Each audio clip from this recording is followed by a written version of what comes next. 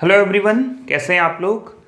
आज का जो टॉपिक है वेव एंड ऑसिलेशन का, वो बहुत ही इम्पॉर्टेंट है और इंटरेस्टिंग है।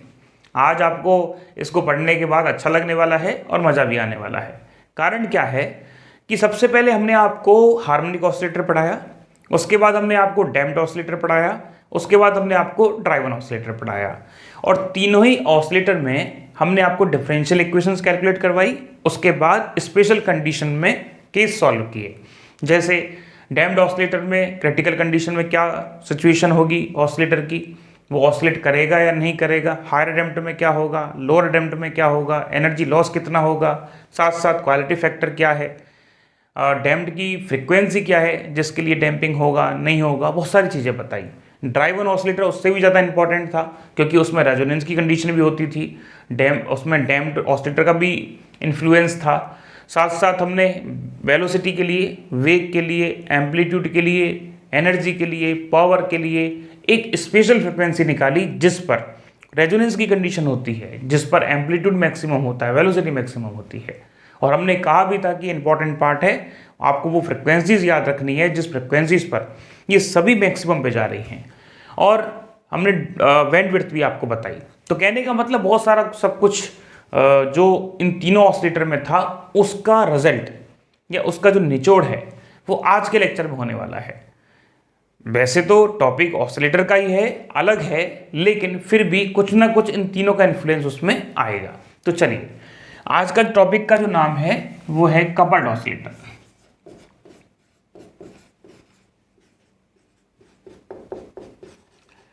और कपल्ड ऑसिलेटर को हिंदी में कहते हैं युग्मित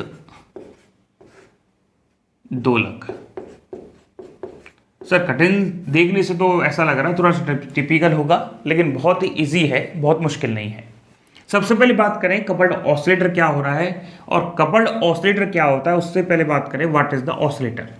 वैसे हमने आपको बता दिया, लेकिन रिपीट कर रहे हैं। कोई भी पार्टिकल, कोई भी बॉडी, कोई भी मास एक पॉइंट के दोनों तरफ इर्द गिर्द मोशन कर रही है तो वो ऑसिलेटर है। ठीक है, जैसे हमने आपको कई सारे एग्जाम्पल दिए। ये एक पेंडुलम है और ये अपने मीन पोजीशन के दोनों तरफ इर्द गिर्द क्या कर रहा है, ये अपनी मीन पोजीशन के दोनों तरफ इधर उधर क्या कर रहा है, मोशन कर रहा है। तो ये क्या है, ऑसिलेटर है। इसके अलावा हमने आपको एक एग्जाम्पल दिया कि ये एक स्प्रिंग है और इसके साथ एक मास जुड़ा हुआ है। आप इस मास को कंप्रेस कीजिए और यहां तक ले आइए। फिर आपने क्या किया, इस मास को छोड़ दिया तो तेजी से यहां जाएगा। कहां तक जाएगा, मैक्सिमम एम्पलीट्यूड तक जाएगा। तो जहां से वो चला उसके दोनों तरफ क्या होगा, एक मोशन होगी, इर्द गिर्द मोशन होगी। इसको क्या कहेंगे अपन, ऑसिलेटर कहेंगे, क्योंकि इसमें एक मीन पोजीशन के दोनों तरफ मोशन होती है। अब हमारा जो टॉपिक है उसमें जुड़ गया कपल्ड। और कपल्ड का मतलब क्या होता है, युग्म का मतलब क्या होता है, एक से ज्यादा। तो यहां जो ऑसिलेशन होने वाले हैं, आज जो हम ऑसिलेशन पढ़ने वाले हैं, उसमें एक ही ऑसिलेटर में दो दो दोलक लगे होंगे। ठीक है, अभी बात करते हैं। जैसे ये हमारे पास एक ऑसिलेटर है और ये हमारे पास दूसरा ऑसिलेटर है, और दोनों में क्या समानता है, दोनों में समानता ये है कि दोनों की लंबाई l है और दोनों का मास हमने क्या मान लिया, m और n। अब दोनों कपल्ड होने चाहिए, ये तो अलग अलग लटके हुए हैं, तो कपल्ड हमने कर दिए एक स्प्रिंग की हेल्प से। तो अब ये जो ऑसिलेटर आपको दिखाई दे रहा है ये है कपल्ड ऑसिलेटर।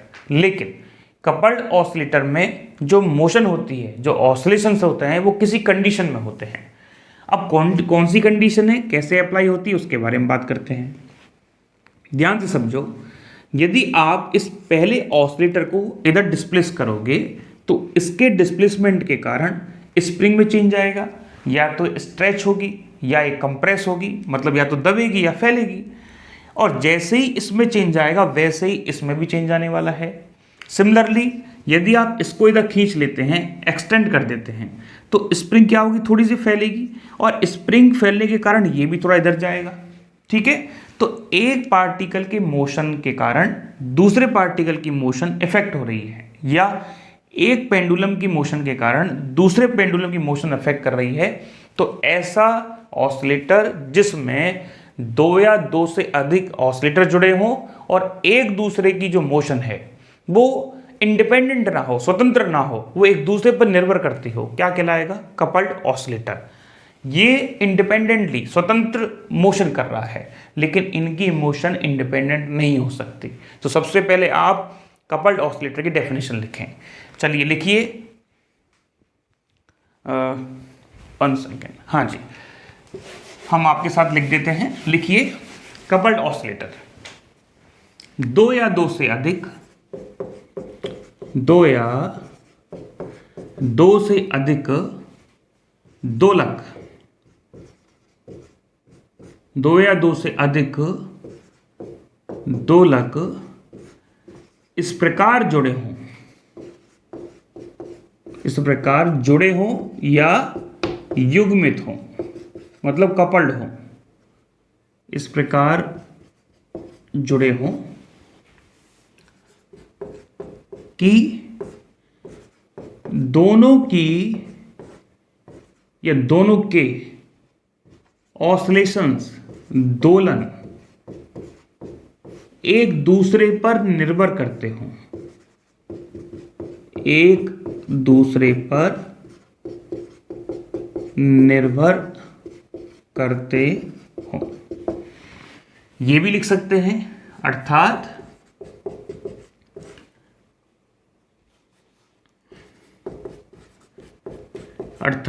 युग्मित दोलक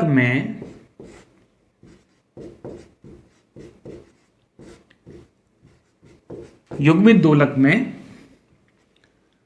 दोलकों की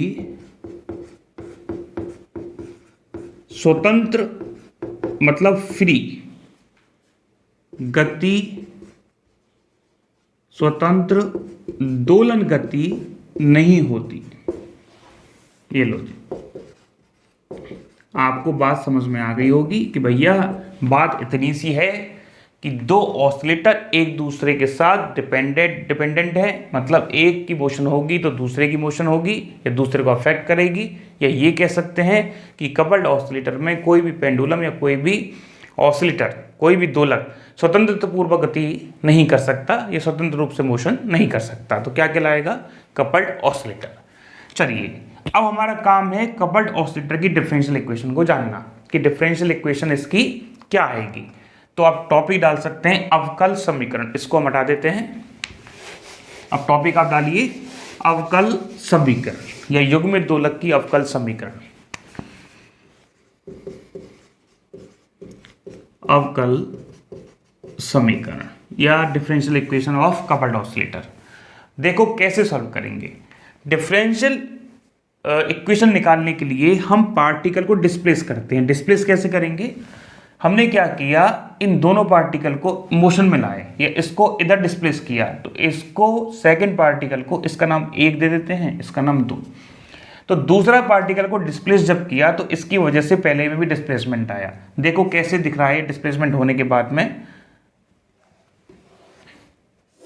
हाँ जी, ये है आपका इनिशियल कंडीशन जहां ये थे, ये भी सेकंड ऑसिलेटर की क्या है? Initial condition. लेकिन डिस्प्लेसमेंट होने के बाद ये आ गए यहां और ये आ गया यहां, और इनके बीच में क्या जोड़ रखी हमने? एक स्प्रिंग। चलिए, पहले ऑसिलेटर में जो डिस्प्लेसमेंट हुआ वो कितना हुआ? x1 का, और दूसरे ऑसिलेटर में जो डिस्प्लेसमेंट हुआ वो हुआ x2 का। आप कहेंगे सर ऐसे x1 x2 अलग अलग क्यों माने हैं? क्योंकि दोनों के बीच में स्प्रिंग लगी है, और स्प्रिंग में एक बार स्ट्रेच भी हो सकता है, मतलब ये फैल भी सकती है और सिकुड़ भी सकती है। तो स्प्रिंग की वजह से दोनों ऑसिलेटर में क्या होने वाला है? डिस्प्लेसमेंट अलग अलग होने वाला है।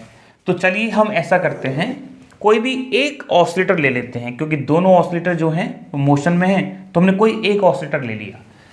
एक ऑसिलेटर ये रहा आपके सामने, और जो कि हॉरिजॉन्टल के साथ, ये आपका वर्टिकल, यहाँ आपका पेंडुलम था और ये आपका ऑसिलेटर हो गया। कितना एंगल बनाया सर? फॉर एग्जाम्पल थीटा बनाया। तो अब इस ऑसिलेटर पर लगने वाले दो फोर्स हैं। पहला सर ये नीचे की तरफ mg लगा हुआ है और ऊपर की तरफ स्ट्रिंग में तनाव है। यदि हम स्ट्रिंग की इस लाइन को थोड़ा सा आगे बढ़ाएं तो ये एंगल भी कितना दिखेगा? थीटा, क्योंकि देखो सिमिलर पैटर्न पे बना हुआ है। इसका जो कंपोनेंट होगा वो होगा mg cos थीटा, और परपेंडिकुलर जो कंपोनेंट निकल के आएगा वो कितना होगा सर? mg sin theta. आप कहेंगे सर कंपोनेंट क्यों बनाए हैं? बड़ा सिंपल सा जवाब है कि जो टेंशन है ये मेंटेन कर रहा है mg cos थीटा को, या mg cos थीटा रेस्पॉन्सिबल है टेंशन को मेंटेन करने के लिए। दोनों एक दूसरे के बराबर फोर्स हैं तो कैंसिल आउट हो जाएंगे। लेकिन ये फोर्स क्या कर रहा है सर? ये फोर्स क्या कर रहा है? ऑसिलेटर को वापस खींच के अपनी मीन पोजीशन पे ला रहा है, और जो ऑसिलेटर को खींच के अपने वापस मीन पोजीशन पे लाएगा तो वो कौन सा फोर्स कहलाता है? प्रत्यानयन वाली या रिस्टोरिंग फोर्स। तो हम लिख सकते हैं कि एफ आर रिस्टोरिंग फोर्स बराबर, माइनस लगाना पड़ेगा क्योंकि बाब नेगेटिव डायरेक्शन में होता है, M G sine theta. Sir theta बहुत छोटा हो, थीटा कैसा हो? वेरी वेरी स्मॉल या नेग्लिजिबल। यदि थीटा बहुत छोटा है तो हम क्या लिख सकते हैं सर? हम साइन थीटा को थीटा लिख सकते हैं। तो क्या आ गया? एफ आर बराबर minus M G sine, sorry sine तो हट गया, अब रह जाएगा केवल थीटा। हम क्या जानते हैं सर? हम जानते हैं एंगल बराबर आर्क अपॉन रेडियस, मतलब चाप बटे त्रिज्या। तो आर्क कितना है जरा देखो, ये यहां था और अब चला गया यहां x, तो थीटा के सामने आर्क होता है और l लंबाई क्या हो जाएगी इसकी? रेडियस। तो क्या लिखेंगे? x upon l। तो थीटा का वैल्यू ऊपर वाली इक्वेशन में रखिए, क्या लिखेंगे सर? रिस्टोरिंग फोर्स आ रहा है minus M G X upon L, ये हो गई इक्वेशन नंबर 1। तो ये एक ऐसा फोर्स है जो पेंडुलम पर लगा हुआ है।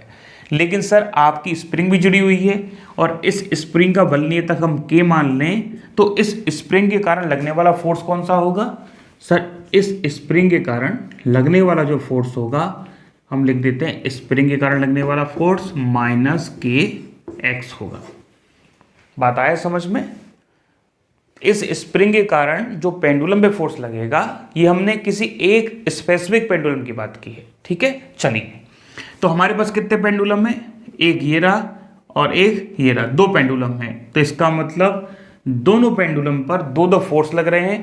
पहला तो ये इक्वेशन नंबर 1 और दूसरा फोर्स लग रहा है स्प्रिंग के कारण। तो आप डिफरेंशियल इक्वेशन कैसे लिखेंगे? प्रथम या फर्स्ट कण पर, हाँ जी, टोटल फोर्स बताइए सर। पहले कण पर दो फोर्स लग रहे हैं, पहला minus M G x1 upon L, क्योंकि पहले पार्टिकल का डिस्प्लेसमेंट x1 है, साथ साथ सर ये भी लग रहा है x1 minus x2। x1 minus x2 क्यों लिखा है? क्योंकि इसका एक्चुअल डिस्प्लेसमेंट जो है वो x1 माइनस x2 ही होगा, क्योंकि इसके डिस्प्लेसमेंट होने पर या इसके आगे बढ़ने पर स्प्रिंग में भी कुछ ना कुछ स्ट्रेच हुआ है, इस वजह से। हाँ जी, तो हम F1 को क्या लिख सकते हैं सर? मास और एक्सेलरेशन, और एक्सेलरेशन को लिखने का तरीका क्या है? D square x1 upon D T square बराबर minus M G X one upon L, और इधर लिख सकते हैं k x1 minus x2। m का डिवाइड कीजिए तो हम लिख सकते हैं D square x1 upon D T square बराबर g x1 upon L minus K by M x1 minus x2। इसको इधर लेके आइए तो D square x1 upon D T square plus G, हाँ जी बोर्ड पे देखते रहे, अभी लिखे नहीं। आप सही सोच रहे होंगे कि सर सिंपल चीज़ें चल रही है, लिख लेते हैं, अभी लिखना मत, सिंपल चीज़ें बस खत्म ही होने वाली। हाँ जी, आपने पढ़ा होगा जी अपॉन एल जो होता है वो होता है frequency, angular frequency. D square x1 upon D T square, इसको लिखते हैं ओमेगा नॉट स्क्वायर x1 बराबर minus K by M x1 minus x2। तो हमने पढ़ा था ना, कभी बचपन में पढ़ा होगा, ग्रेविटेशन में तो पढ़ा ही होगा, टी बराबर 2 पाई रूट, हाँ जी, एल अपॉन जी। जब इस 2 पाई को नीचे ले आओगे तो ओमेगा बराबर आएगा रूट जी अपॉन एल, और ओमेगा स्क्वायर बराबर क्या आएगा, ओमेगा नॉट मान लेते हैं जी अपॉन एल। तो हमने क्या किया, यहीं पे जी अपॉन एल की जगह ओमेगा नॉट स्क्वायर लिख दिया। तो ये जो इक्वेशन आई है, ये आई है पहले पार्टिकल की डिफरेंशियल इक्वेशन, और इसी को आधार मान के सेकंड की क्या लिखेंगे, सेकंड की लिखोगे D square x2 upon D T square plus omega naught square x2 बराबर माइनस के बाई एम, ध्यान से समझना, x2 माइनस x1। ठीक है, चलिए इसको हटा देते हैं, अब हम आगे बढ़ते हैं। देखो बोर्ड पे, ये आगे क्वेश्चन नंबर 2। अब आपको क्या दिखाई दे रहा है, जिसने हमारे पुराने लेक्चर सब देख रखे हैं उसको एक बात पता लगेगी कि सर ये जो टर्म है ये तो बता रही है सिंपल हार्मोनिक मोशन को, मतलब SHM को, सरल आवर्त गति को, और ये जो है इसमें K आ रहा है और K जुड़ा हुआ है सीधा सीधा स्प्रिंग से। इसका मतलब ये टर्म कपलिंग को शो करेगी, क्योंकि स्प्रिंग की वजह से कपल्ड मोशन हो रही है। तो हम क्या लिखेंगे, हम ये इक्वेशन नंबर तो हो गए 2, ये जो टर्म है ये है युग्मन पद, क्या है ये, युग्मन पद या कपलिंग टर्म, ठीक है, जिसकी वजह से ये दोनों जुड़े हुए हैं। और ये जो टर्म है ये तो हम सर जानते हैं, यह है SHM टर्म, मतलब सरल आवर्त गति का एक पद है। ये किसको शो कर रहा है, सरल आवर्त गति को। सिमिलरली ये भी क्या होगा, SHM का, और ये किसका होगा, कपल्ड का। बात आया समझ में आपको। चलिए अब हम क्या करते हैं, हमारे पास हर एक इक्वेशन में, चाहे आप इक्वेशन 1 देखो, सॉरी ये 1 दे दिया है तो इसको 3 दे दो आप, और इसको 4। हाँ जी, इक्वेशन 3 देखें और इक्वेशन 4 देखें।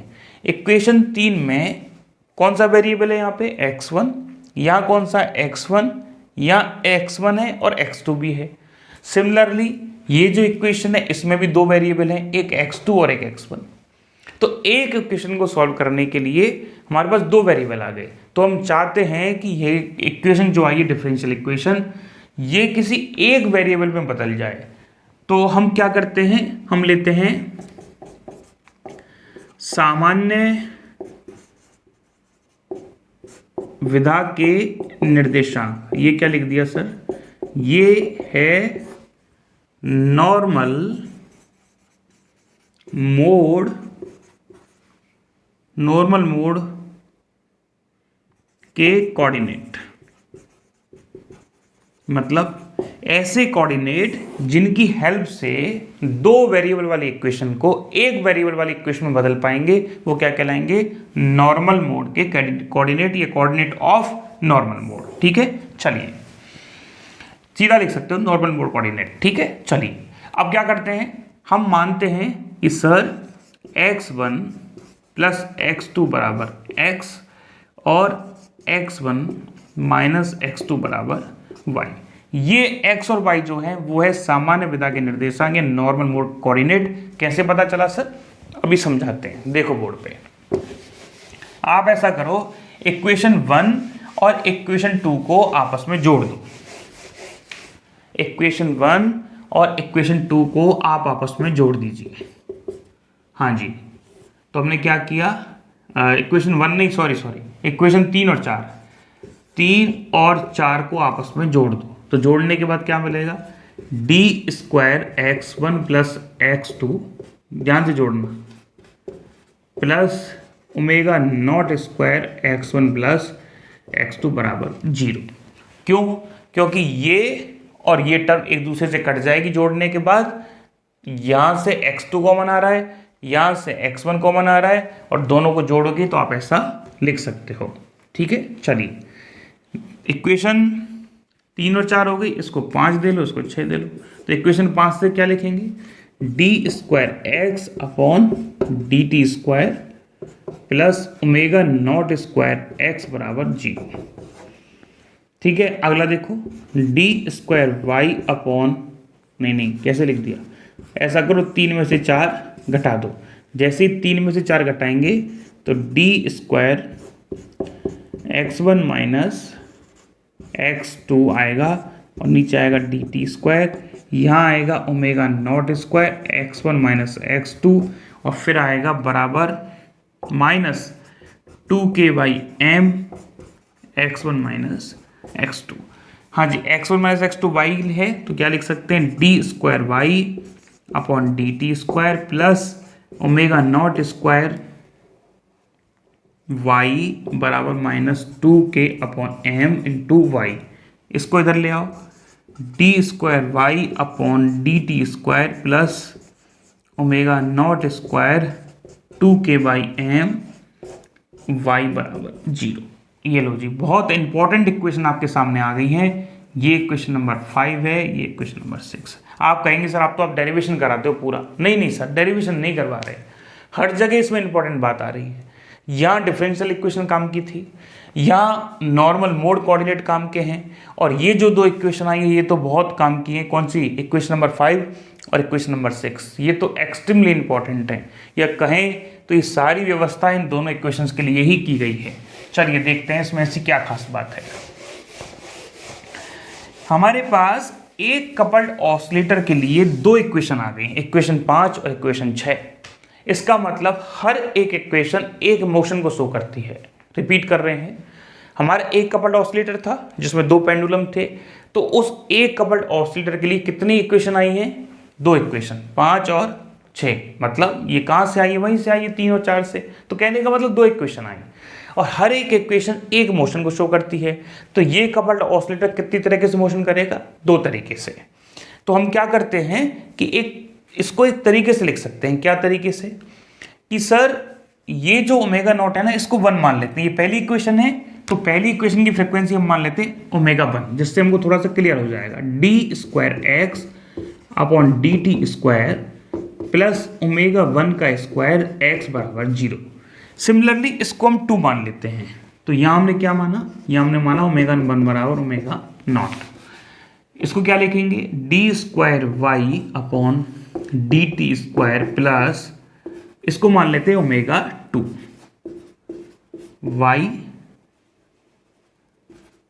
हाँ जी, बराबर 0। और यहाँ पे ओमेगा 2 जो था वो है root omega naught square plus 2k by. ये लो जी, ये पहली आ गई, ये दूसरी आ गई। अब दोनों ही अलग अलग मोशन को शो कर रही हैं, लेकिन जो इंपॉर्टेंट पॉइंट आया है वो क्या है? ओमेगा 1 और ओमेगा 2। इसका मतलब हमारा कपल्ड ऑसिलेटर दो तरह की फ्रिक्वेंसी से मोशन कर सकता है, पहली फ्रिक्वेंसी और दूसरी फ्रिक्वेंसी। जैसे इन दो कोऑर्डिनेट्स के नाम क्या आते हैं? सामान्य विधा के निर्देशांक। वैसे ही इन दोनों फ्रिक्वेंसी के नाम क्या हैं? सामान्य विधा की आवृत्तियां। यहाँ दो सामान्य विधा मतलब नॉर्मल मोड फ्रिक्वेंसी, सामान्य विधा की आवृत्तियां। विधा का मतलब तरीके, ठीक है? दो तरीके से यहाँ दो सामान्य विधा की आवृत्तियां या फ्रिक्वेंसीज प्राप्त होती हैं। दो नॉर्मल मोड फ्रिक्वेंसीज मिलती हैं। कौन कौन सी? Omega 1 and omega 2। दो तरह की फ्रिक्वेंसी हैं। अब दो तरह की फ्रिक्वेंसी, इसका मतलब यहां जो कपल्ड ऑसिलेटर है उसकी दो तरह की मोशन होगी। अब कपल्ड दो तरीके से मोशन करेगा, लेकिन एक बार में तो एक ही करेगा ना। एक व्यक्ति दो तरह की चाल चल सकता है, तो एक बार में तो एक ही चाल चलेगा। वैसे ही हमने क्या किया, मोशन को समझने के लिए हमने माना y बराबर 0। तो हम केस ले लेते हैं। चलो पहला केस फर्स्ट, यहाँ लिख दिया y बराबर 0। आप कहेंगे क्यों लिखा? क्योंकि हम चाहते हैं कि दो तरह की मोशन हो रही है और दोनों तरह की मोशन के लिए दो कोऑर्डिनेट रिस्पॉन्सिबल है, x और y। तो हमने माना कि पहले तरह की, इस तरह की मोशन हम समझना चाहते हैं पहली इक्वेशन से, तो आप y बराबर 0 लिख दो। ये मोशन अब नहीं हो रही, तो हमने y बराबर 0 लिख दिया। जैसे ही इसमें y बराबर 0 लिखोगे, जैसे इसमें y बराबर 0 लिखोगे, या यहाँ आप y बराबर 0 लिखोगे, तो यहाँ इक्वेशन नंबर 6 से कितना आ रहा है? ये बहुत गजब की इंफॉर्मेशन लेके आ रहा है। जैसे ही y बराबर 0 लिखा तो x1 माइनस x2 बराबर 0। इसका मतलब क्या हुआ, x1 बराबर x2। सर बड़ी इंफॉर्मेशन क्या है, ये बड़ी इंफॉर्मेशन है कि जब y बराबर 0 होगा तो इस स्थिति में आपका ऑसिलेटर समान एम्पलीट्यूड के साथ मोशन करेगा। मतलब ये कि आपका यहाँ पे जो एम्पलीट्यूड है दोनों ऑसिलेटर का, ये बिल्कुल समान होगा। और इनके बीच में स्प्रिंग भी तो जोड़नी है भाई। ये है दोनों पार्टिकल का जो डिस्प्लेसमेंट है वो कैसा होगा, समान होगा। ये उधर भी जा सकते हैं और ये दोनों पार्टिकल जो हैं इधर भी आ सकते हैं। इस तरह का मतलब दोनों तरफ एक साथ मोशन होगा इनका। ठीक है, दूसरा क्या बात समझ में आया, y बराबर 0 है तो ये इक्वेशन खत्म हो गई, ये इक्वेशन काम की है। और पहली इक्वेशन की फ्रीक्वेंसी कितनी है, ओमेगा 1।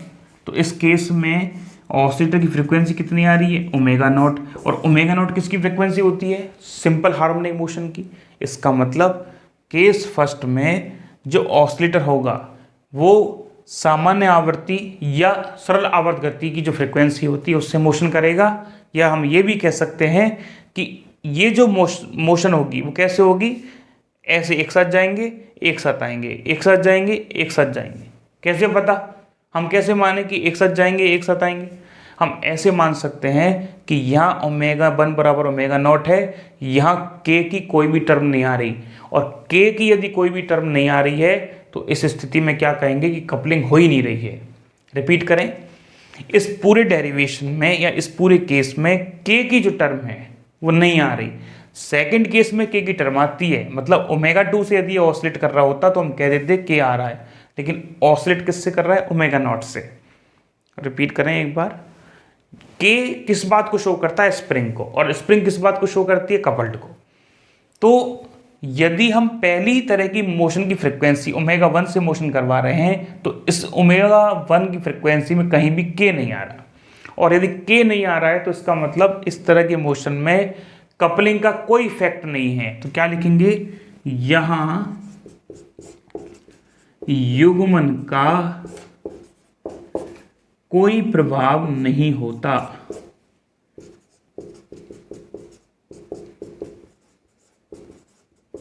तो हम आपको ऐसा करते हैं, कुछ कंडीशन लिखवा रहे हैं, फटाफट आप पहले केवल यहां तक उतार लें, फिर अगला केस आपको अपने अच्छे से नोट करवाएंगे। केवल यहां तक उतारें, उसके बाद हम समझाएंगे। फिर फटाफट लिखें, लिख लिया? हाँ जी, आपने देखा कि केस फर्स्ट में हमने y बराबर 0 लिया। क्यों लिया, क्योंकि जो कपल्ड ऑसिलेटर है वो दो मोशन एक साथ नहीं कर सकता, पहले एक तरह की मोशन करेगा फिर एक तरह की मोशन करेगा। इसलिए हमने माना कि y बराबर यदि 0 है तो हम कौन सी मोशन डिस्कस कर रहे हैं, कैपिटल X बराबर x1 प्लस x2 वाली।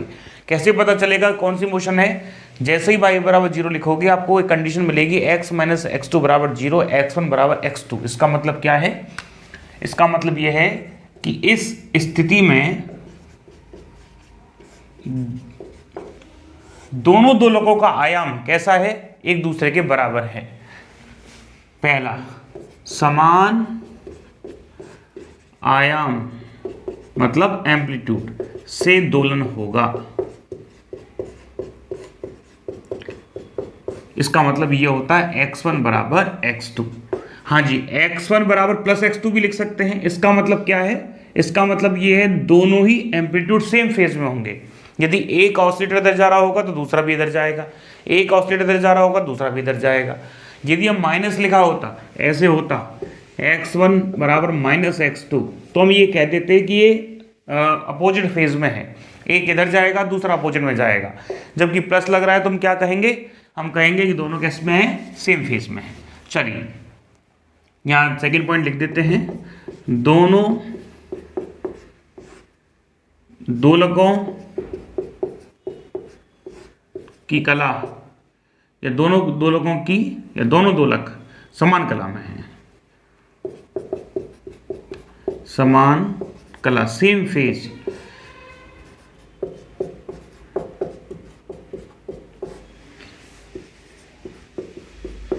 और क्या पता लग रहा है, और ये पता लग रहा है सर कि इसकी जो फ्रिक्वेंसी है कितनी, क्या नाम है इसका, प्रथम या फर्स्ट सामान्य नॉर्मल मोड,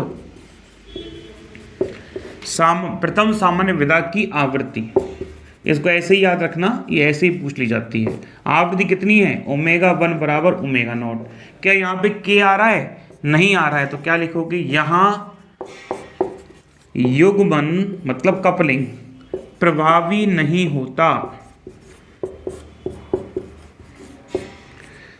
नहीं होता। क्या लिखेंगे यहाँ पे, युग्मन प्रभावी नहीं होता लिख सकते हो समझने के लिए, क्योंकि k यहाँ k नहीं आता, ऐसे लिख लो, जिससे आपको समझ में आ जाएगा कि भाई हम युग्मन प्रभावी क्यों नहीं कर रहे हैं। एक और क्या लिख सकते हो, यहाँ k प्रभावी नहीं है तो स्प्रिंग हो ना हो फर्क ही नहीं पड़ता, और यदि फर्क नहीं पड़ता तो ऐसे भी तो कह सकते हैं कि यहाँ स्प्रिंग की लंबाई में परिवर्तन नहीं होता।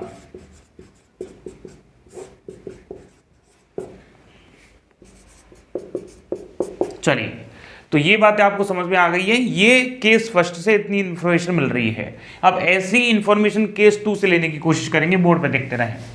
यहां तक बात आया सबको समझ में? आज का लेक्चर आपको अच्छा लग रहा होगा, बहुत ज़्यादा मुश्किल नहीं है, आसान है।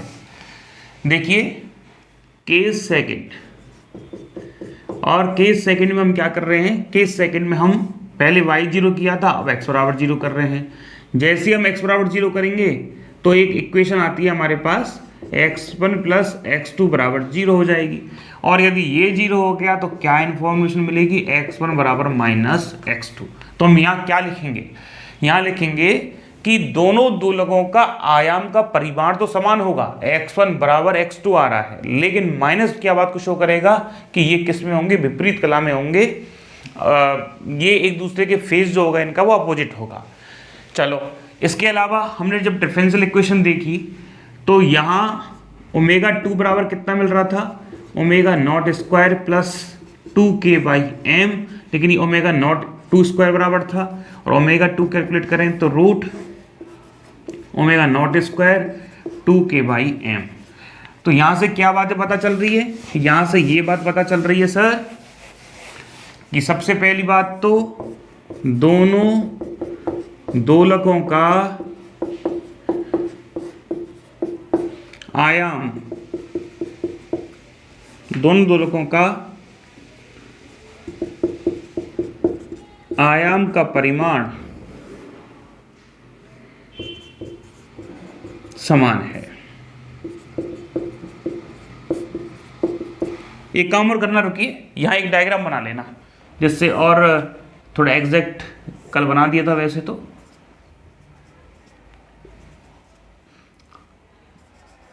इस टाइप से ये सेम फेज में मोशन कर रहे हैं दोनों, एकदम क्लियर हो जाएगा।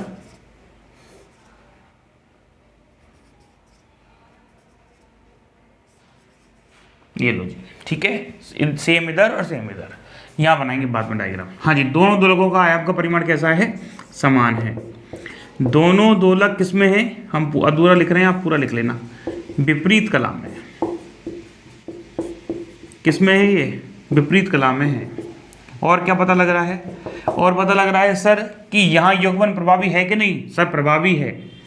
क्या लिखेंगे, यहाँ सेकंड मतलब द्वितीय कंपन विधा की आवृत्ति, द्वितीय सामान्य विधा की आवृत्ति, सेकंड नॉर्मल मोड फ्रीक्वेंसी,